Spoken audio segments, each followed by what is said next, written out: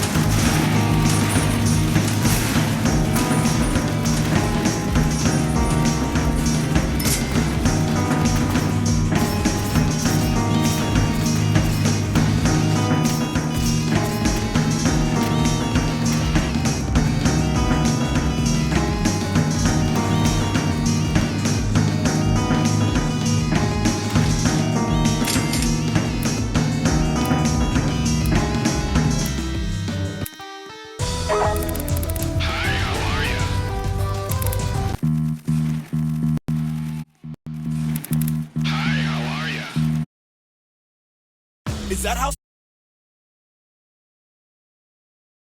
make guac? Going on a Carl's Jr. burger? Smooth, zesty, charbroiled beefy, melty pepper jack, cheesy, saucy temptation, crisp bacon too. I give. So this is Tower Defense X, Roblox's biggest new tower defense game, which recently entered public beta. And in the I decided to spend a full week in Roblox Tower Defense Simulator, starting from a completely fresh account with nothing unlocked, to try to obtain the rarest tower. Tower Defense Simulator has this mission quest system. Basically, by completing a series of objectives, you can earn some currency and an entirely exclusive skin. There are 7 different quests, but 3 don't really count. The prizes for Tech Tactician and Suppressing Fire can both be easily obtained from the Phantom crate, and the Chance of Drizzle skin was obtainable from a crate prior to the update. The remaining 4 though are truly exclusive. You can only get them through these quests, and some of these objectives are truly brutal. The first one up is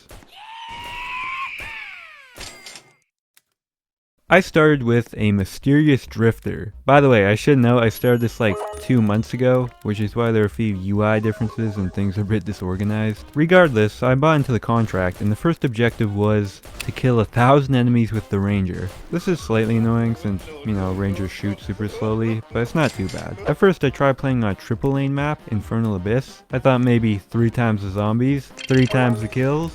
That didn't work out so well. I then just played the basic solo match, and to finish up the last percentage, I hopped on Mason Arch, the Wakia Colors map. With some casual gameplay, I was able to finish the objective by wave 32, and the quest immediately rolled over into the next segment. Deal 1,000,000 damage on the Badlands. Ah, Badlands, land of the free, home of the triple lane zombies with cowboy hats. This actually isn't very free at all, this is kinda tough. I teamed up with TDS admin Sir Corpo, aka Thatcher, and we attempted to demolish this quest. The first match we played didn't go so well. I made about 0.01% progress, but the follow-up run was just sublime. We got a ton of DPS towers down, and with Thatcher's exclusive War Machine and mecha bases, it was light work.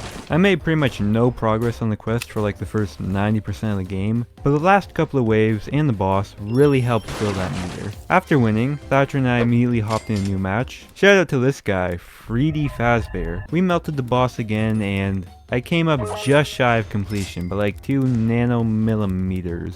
So naturally, I took a 3-week break from the mission, before coming back to finish strong. I got in a random queue Badlands match and was able to get the last bit of damage done by wave 18, where the mission rolled over into the final objective. Beat Badlands 3 times with Ranger. Thankfully, I already had the tower equipped, so by just playing the rest of the match out, I got the first win. I linked up with Thatcher again for the next match, and with his help, alongside some solid random matchmaking teammates, I got the second dub. I returned to solo queue for the 3rd match, because there was like 2 weeks in between those games, and this was the first time where power-ups were available to use, and my teammate Lord Nubister took full advantage of that. It was tight, but that nuke helped us pull out the dub, and that win finally fulfilled the objective, a month and a half after I began it. I was able to claim the first exclusive skin, Badlands Ranger. It has unique animations, which are nice, and I do enjoy the simple cowboy aesthetic of the early levels, but I'm not as big of a fan of the final upgrade. Like, why do you lose his cowboy hat? Come on. The design is a reference to the NCR Veteran Ranger from the Fallout series. Thank you, TDS Wiki. Which is cool, but I'm just not a massive fan of the design, honestly. I'd rate it like a 6 out of 10. So, next quest. This one has 4 objectives. The first one is pretty simple though. You just have to deal 750k damage with the tower. The accelerator is of course very strong, so this wasn't too bad. By just playing through 2 solo Fallen matches and letting Excel get the majority of the kills, I was able to knock this out by wave 37. The quest then rolled into just having 1 accelerator deal 75,000 damage. So I sold a few of my towers to leave more enemies alive for this one here, so he could hog all the DPS. And I was able to get that done by wave 38, same game. The third I was so excited when I heard this sandwich was back. I was like, Cloud9. What's up? This is Mike. And a little thing I love about the chicken. Tower Defense Simulator is not normally a super competitive game. You know, you get your scout down, kill some normal zombies, it's good vibes. But there is one aspect of the game meant to distinguish the top players, the leaderboards. These have technically been in the game for years, but they've almost always been non-functional. However, in an update on the 23rd of February 2024, they were actually fixed. The boards will now actually track wins to determine the top 50 players of each month. Don't worry about the EXP leaderboards, I think that is still broken. I want to do whatever it took, speedrun as many games as possible to get on that puppy. Specifically, I want to get not just into the top 50, but into the top 3, the highest grouping, as noted by these little crowns next to the player names. This turned out to be just an incredibly chaotic, challenging, and overall very wacky experience. First of all, the question you probably have is, how am I actually going to do this? Like, the leaderboards update came out a week before the end of February, and in that time, the third place player had already racked up 356 wins. I've played this game for 4 years, and I have 490 total wins. I mean, I love a painstaking grind as much as anyone else, but this just seemed impossible, especially since I was starting from 0 wins here. Like, that is a lot of hours speedrunning normal mode.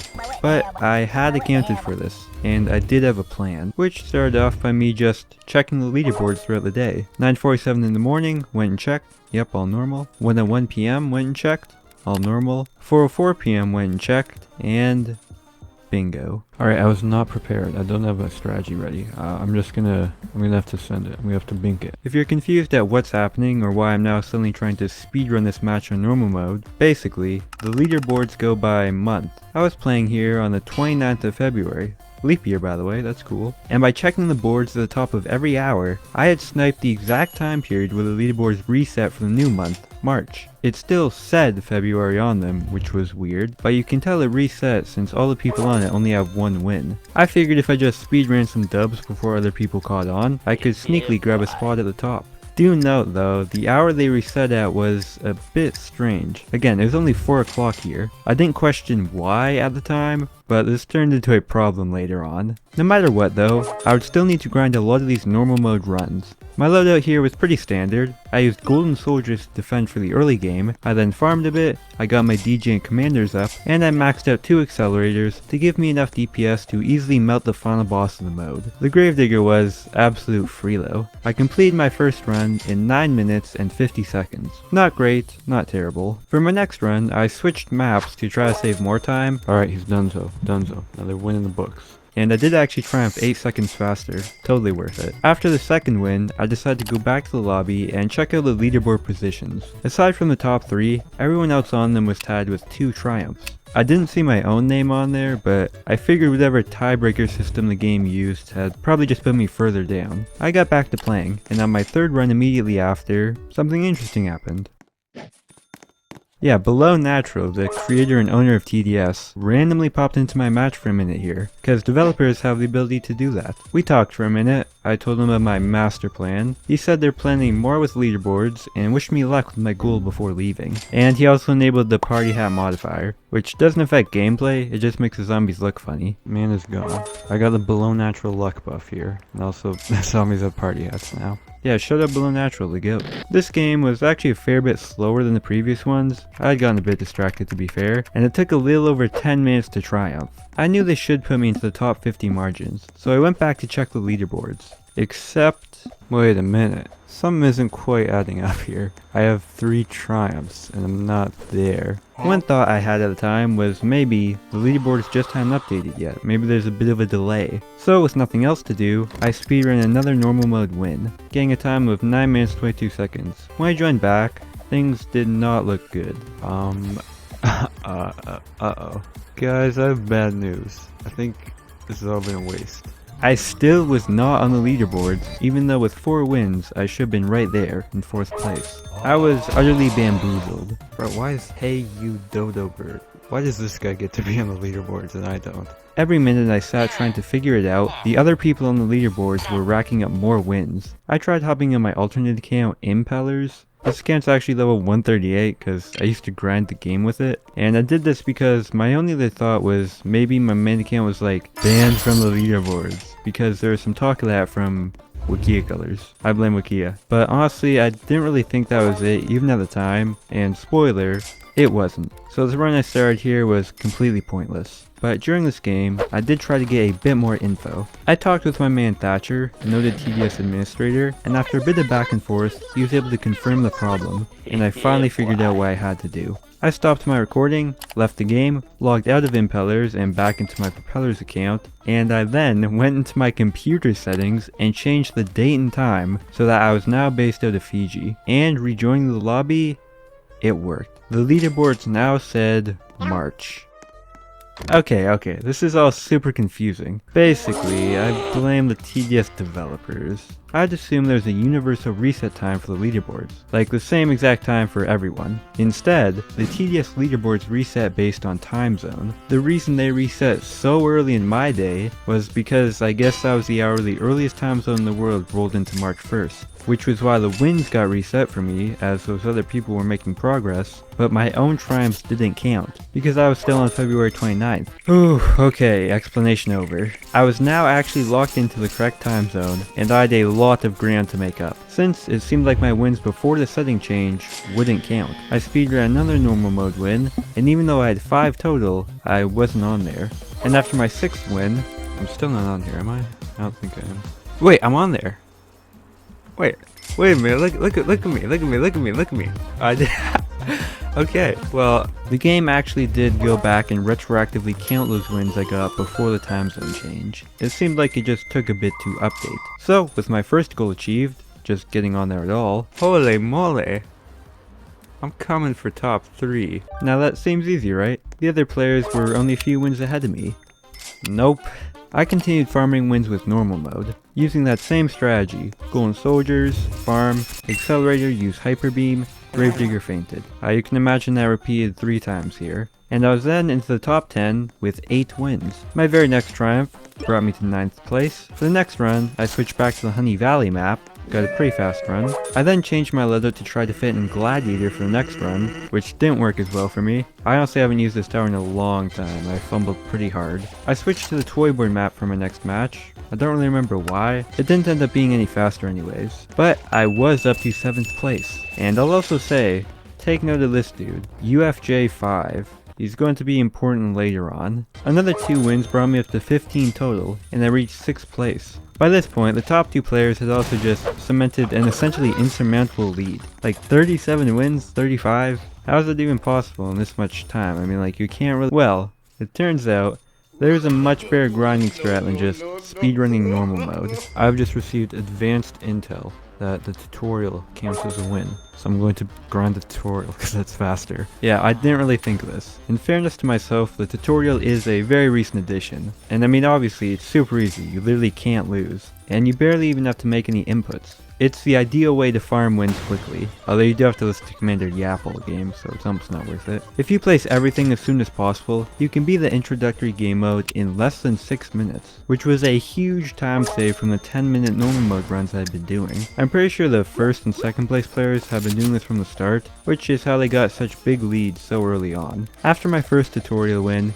UFJ pulled comfortably ahead of me. I got another win, and I stood in 6th place. I got another win after that, and I still remained in 6th place. 2 more wins brought me up to 20 total on the day, and this brought me up to— actually, I was still in 6th place. After another tutorial dub, there was a glimmer of hope though. Oh my god.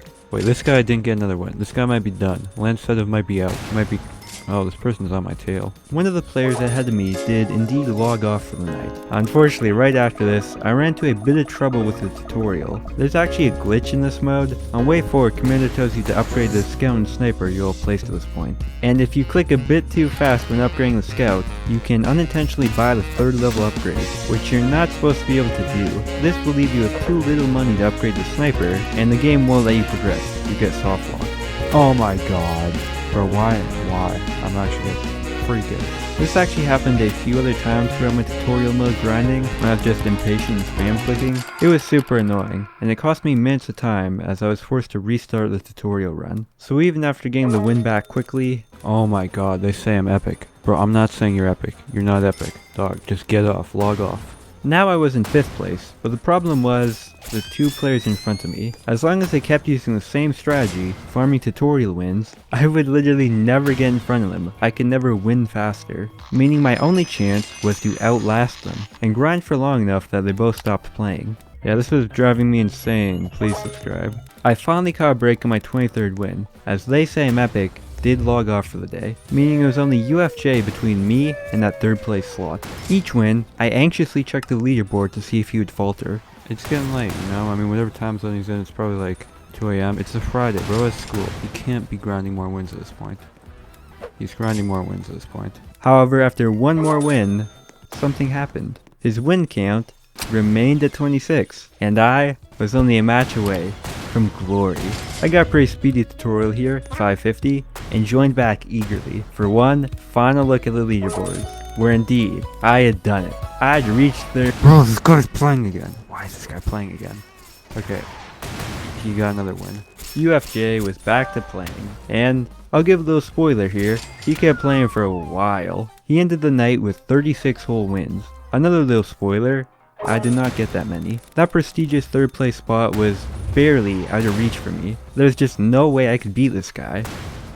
But, come on, I'm not giving up like that. I had one more trick up my sleeve. Something I haven't really explained is that there's a noticeable delay with the leaderboards. In all those clips of me checking the positions, it was actually one triumph behind. Like here, where it said that I had 22 wins, I had actually just rejoined the lobby from my 23rd. This doesn't really matter if everyone else is keeping pace with you anyways, but it does mean if you, instead of joining a new match, just wait for like a minute and then rejoin the lobby again, it will accurately update. You can think of it like a little emergency 1 slot boost. Obviously though, this wastes a fair amount of time, since the people you're competing with will just be playing like normal and getting another win in the meantime. And in this situation, it would only tie me with UFJ at 27 wins apiece. But, okay, I didn't find this out until afterwards, actually as I was writing a section of the script. When players are tied on the leaderboards, the game sorts them not in alphabetical order of names, but rather in order of Roblox player ID, from highest to lowest number. Like, present day interlude for a sec, a few days later, there's these people tied at 32 wins. Combat RB's user ID begins with 75, so he's ranked above Tobster because their ID begins with 69. Tobster is likewise above Candle7 because Candle7 has a user ID beginning with 56, and so on and so on and so on.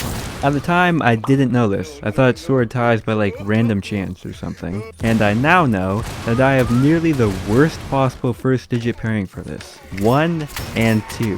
This is my Roblox player ID. This meant my only chance was that UFJ also had user ID beginning with 1, and then even smaller sum following that. My odds were astronomically low, but at the time I was like, yeah, it's just a time, maybe I can cheese this. I left and rejoined the lobby in my private server, and I walked over to the leaderboard, where I actually got placed ahead of him in the 3rd spot. There it is. There it is. UFJ. We did it, Reddit. UFJ created his account less than a month before I did mine. His Roblox player ID begins with 1, 2, 2. Mine began with 1, 2, 5. Therefore, the game placed my profile above his, and I successfully took the 3rd place slot, crown and all. Despite so many things going wrong. Oh, he just took the slot back. Okay, you can have it, bro. You can keep it. I had my moment. I knew my record wouldn't stand, but I was okay with that. The next morning, I was down to 12th place.